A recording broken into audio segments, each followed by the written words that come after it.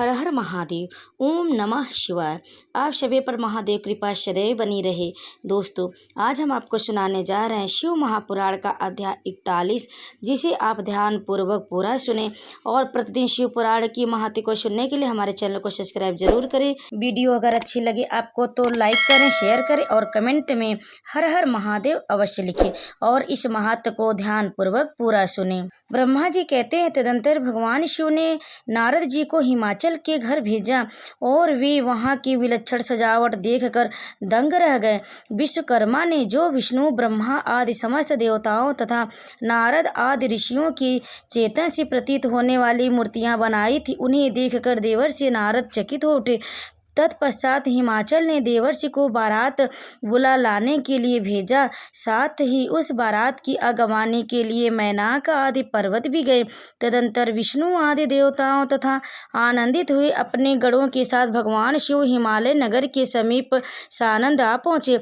गिरिराज हिमवान जब यह सुने कि सर्वव्यापी शंकर मेरे नगर के निकट आ पहुँचे हैं, तब उन्हें बड़ी प्रसन्नता हुई। तदंतर उन्होंने बहुत सा सामान एकत्र करके पार्वती और ब्राह्मणों को महादेव जी के साथ वार्तालाप करने के लिए भेजा। शिव भी बड़ी शक्ति भक्ति के साथ वे प्राण प्यारे महेश्वर का दर्शन करने के लिए गए। उस समय उनका हृदय अधिक प्रेम के कारण द्रवित हो रहा था और वे प्रसन्नता पूर्वक अपने सौभाग्य की सराहना करते थे। उस समय समस्त देवताओं की सेना को उपस्थित देख हिमवान को बड़ा विस्मय हुआ और वे अपने को धन्य मानते हुए उनके सामने गए। देवता और पर्वत एक दूसरे से मिलकर बहुत प्रसन्न हुए और अपने आप को कृतकृत्य मानने लगे। महादेव जी को सामने देखकर हिमालय ने उन्हें प्रणाम किया। साथ ही समस्त पर्वतों और ब्राह्मणों ने भी सदाशिव की वंदना की। वे वृक्ष पर आरूढ़ थे, उनके मुख पर प्रसन्नता छा रही थी। वे नाना प्रकार के आभूषणों से विशोभित थे और अपने दिव्य अंगों के लावण्य से संपूर्ण दिशाओं को प्रकाशित कर रहे थे। उनका श्री अंग अत्यंत महीन, नूतन और सुंदर रेशमी वस्त्र से सुशोभित था। उनके मस्तक का मुकुट उत्तम रत्नों से जटित होने के कारण बड़ी शोभा पा रहे थे। वे अपनी पावन प्रभा का प्रसार करते हुए हंस रहे थे। उनका प्रत्येक अंग भूषण बने हुए सर्पों से युक्त था तथा उनकी अंग कांति बड़ी अद्भुत दिखाई दे रही थी। दिव्य कांति से संपन्न उन महेश्वर की सुरेश्वर गण हाथ से चवर लिए सेवा कर रहे थे। उनके बाएं भाग में भगवान विष्णु और दाहिने भाग में मैं था। पीछे देवराज इंद्र थे और अन्य देवता आदि भी पीछे तथा अगल बगल में विद्यमान थे। नाना प्रकार के देवता आदि उन लोक कल्याणकारी भगवान शंकर की स्तुति करते जाते थे। उन्होंने स्वेच्छा से ही दिव्य शरीर धारण कर रखा था।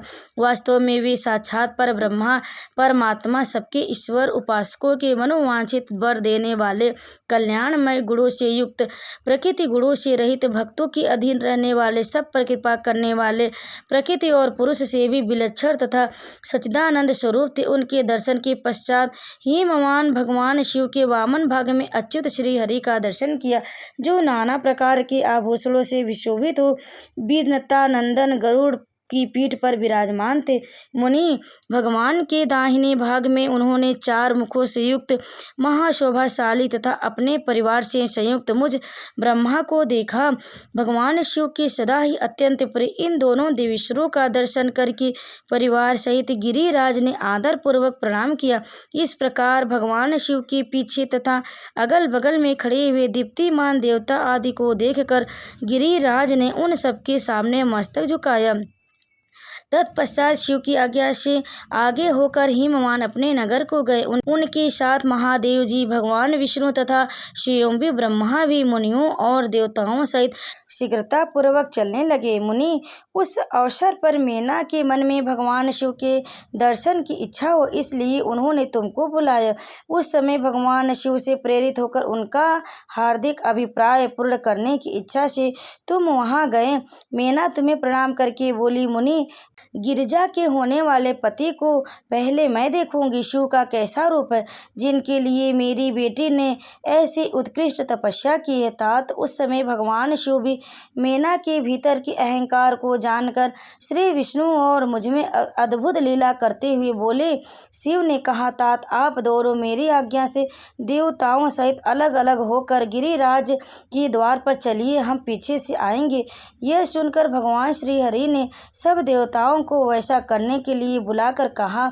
शिव के चिंतन में तत्पर रहने वाले समस्त देवताओं ने शीघ्र वैसी व्यवस्था करके उत्सुकता पूर्वक वहां से पृथक पृथक यात्रा की। मुनि, मेना अपने मकान के सबसे ऊपरी भवन में तुम्हारे साथ खड़ी थी। उस समय भगवान विश्वेश्वर ने अपने को ऐसी वेशभूषा में दिखाया जिससे मेना के हृदय को ठेस पहुंचे। सबसे पहले बारात के जुलूस में विविध वाहनों पर विराजित खूब सजे धजे गाजे के साथ पातकाएं फहराते हुए वसु आदि गंधर्व आए। फिर मणिग्रीव आदि यक्ष, तदंतर क्रम से यमराज, नरति, वरुण, वायु, कुबेर, ईशान, देवराज, इंद्र, चंद्रमा, सूर्य, भृगु आदि मुनीश्वर तथा ब्रह्मा आए। यह सब उत्तरोत्तर एक से एक विशेष सुंदर शोभायमान रूप गुण से संपन्न थे। इनमें से प्रत्येक दल के स्वामी को देखकर मेना पूछती है कि क्या यही शिव हैं? नारद जी कहते, यह तो शिव के सेवक है। मेना यह सुनकर बड़ी प्रसन्न होती और हर्ष से भरकर मन ही मन कहती है, ये उनके सेवक ही जब इतने सुंदर है तब वे सबके स्वामी शिव तो पता नहीं कितने सुंदर होंगे। इसी बीच में वहां भगवान विष्णु पधारे। वे संपूर्ण शोभा से संपन्न श्रीमान नूतन जलधर के समान श्याम तथा चार भुजाओं से संयुक्त थे। उनका लावण्य करोड़ों कंदर्पों से लज्जित कर रहा था। वे पीतांबर धारण करके अपनी सहज प्रभा से प्रकाशित हो रहे थे। उनके सुंदर नेत्र प्रफुल्ल कमल की शोभा को छीन लेते थे। उनकी आकृति से शांति बरस रही थी। पक्षी राज गरुड़ उनके वाहन थे। शंख चक्र आदि लक्षणों से युक्त मुकुट आदि से विशोभित वक्ष स्थल में श्रीवत्स का चिन्ह धारण किए वे लक्ष्मीपति अपने विष्णु अपने अप्रेम प्रजापुंज से प्रकाशमान थे। उन्हें देखते ही मेना के नेत्र चकित हो गए। वे बड़े हर्ष से बोली, अवश्य ही ये ही मेरे शिवा के पति साक्षात भगवान शिव हैं, इसमें संशय नहीं है। मुनि, तुम भी लीला करने वाले ही ठहरे। अतः मेना की यह बात सुनकर उनमें बोले, देवी ये शिवा के पति नहीं है, अपितु यह भगवान केशव हरि है। भगवान शंकर के संपूर्ण कार्यों के अधिकारी तथा उनके प्रिय हैं। पार्वती के पति जो दुल्ह शिव हैं, उन्हें इनसे भी बढ़कर समझना चाहिए। उनकी शोभा का वर्णन मुझसे नहीं हो सकता। वे ही संपूर्ण ब्रह्मांड के अधिपति सर्वेश्वर तथा शिवम प्रकाश परमात्मा है। ब्रह्मा जी कहते, नारद तुम्हारे इस बात को सुनकर मेना ने उस शुभ लक्षणा उमा को महान धन वैभव से संपन्न सौभाग्यवती तथा तीनों कुलों के लिए सुखदायिनी माना। वे मुख पर प्रसन्नता लाकर प्रीति युक्त हृदय से अपने सर्वाधिक सौभाग्य का बारंबार वर्णन करती हुई बोली। मेना ने कहा, इस समय मैं पार्वती को जन्म देने के कारण सर्वथा धन्य हो गई हूँ। एक गिरीश्वर भी धन्य है तथा मेरा सब कुछ परम धन्य हो गया। जिन जिन अत्यंत तेजस्वी देवताओं और देवेश्वरों का मैंने दर्शन किया है, इन सबके जो पति हैं वे मेरे पुत्री के पति होंगे। उनके सौभाग्य क्या वर्णन किया जाए। भगवान शिव को पति रूप में पाने के कारण पार्वती के सौभाग्य का 100 वर्षों में भी वर्णन नहीं किया जा सकता। ब्रह्मा जी कहते हैं, नारद मेना ने प्रेम पूर्ण हृदय से ज्यों ही उपयुक्त बात कही त्यों अद्भुत लीला करने वाले भगवान रुद्र सामने आ गए। तात उनके सभी गण अद्भुत तथा मेना के अहंकार को चूर्ण करने वाले थे। भगवान शिव अपनी माया आपको माया से निर्लिप्त एवं निर्विकार दिखाते वहां आए। मुनि, उन्हें आया हुए जान तुमने मेना को शिवा के पति का दर्शन कराते हुए इनसे इस प्रकार कहा, सुंदरी देखो, ये साक्षात भगवान शंकर है, जिनकी प्राप्ति के लिए शिवा ने वन में बड़ी भारी तपस्या की थी। तुम्हारे ऐसा कहने पर मेना ने बड़ी प्रसन्नता के साथ अद्भुत आकार वाले भगवान महेश्वर की ओर देखा। वे शिवम तो थे ही, उनके अनुचर भी बड़े अद्भुत थे। इतने में ही रुद्रदेव की परम अद्भुत सेना भी वहां आ पहुंची, जो भूत प्रेत आदि से संयुक्त युक्त तथा नाना गढ़ों से संपन्न थी। उनमें से कितने ही बवंडर का रूप धारण करके आए थे, कितने ही पताका की मरमर ध्वनि के समान शब्द करते थे, किन्हीं के मुंह टेढ़े थे तो कोई अत्यंत कुरूप दिखाई देते थे, कुछ बड़े विकराल थे, किन्हीं का मुख दाढ़ी मोछ से भरा हुआ था, कोई लंगड़े थे तो कोई अंधे, कोई दंड और पाश धारण किए हुए थे तो कोई किन्हीं के हाथों में मुद्र थे, कितने ही अपने वाहनों को उल्टे चला रहे थे, कोई सींग, कोई डमरू और कोई गोमुख बजाते थे। गढ़ों में से कितने के तो मुख ही नहीं थे, कितनों के मुख पीठ की ओर लग रहे थे और कितनों के मुख पीठ की ओर लगे थे और बहुतों के बहुत सारे मुख थे। इसी तरह कोई बिना हाथ के थे, किन्हीं के हाथ उल्टे लग रहे थे और कितने के बहुत से हाथ थे, कितने ही नेत्रविहीन थे, किन्हीं के बहुत से नेत्र थे, किन्हीं के सिर ही नहीं थे और किन्हीं के बहुत खराब सिर थे, किन्हीं के कान ही नहीं थे और किन्हीं के बहुत से कान थे।